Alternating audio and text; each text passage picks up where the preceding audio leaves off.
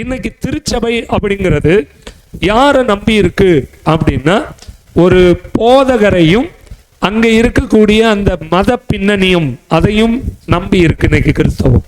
இன்னைக்கு கிறிஸ்தவம் இயேசுவை நம்பி இருக்கிறது அப்படிங்கிறது ரொம்ப கம்மியான இடத்துல தான் என்ன இருக்கு. அதுவுமே ஃபுல்லா இல்லை.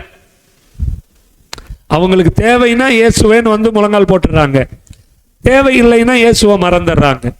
இதுதான் இன்னைக்கு இருக்கக்கூடிய ஒரு சூழ்நிலை. ஸோ இப்போ இது மாறணும் அப்படின்னா நம்ம ஆதி அப்போஸ்தலர்கள் கால வாழ்க்கையை கொஞ்சம் பார்க்கணும். அந்த வாழ்க்கையை பார்க்காம நம்ம என்ன பண்ண முடியாது, ஒரு மாற்றத்தை கொண்டுட்டு வர முடியாது. இன்னைக்கு உங்க நம்பிக்கை எப்படி இருக்கு?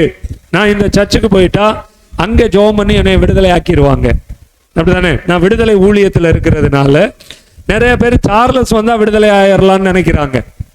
ஒரு சிலர் இன்னைக்குமே ஊர் பக்கத்துலாம் சொல்றாங்க, தம்பி வந்தா சொல்லு.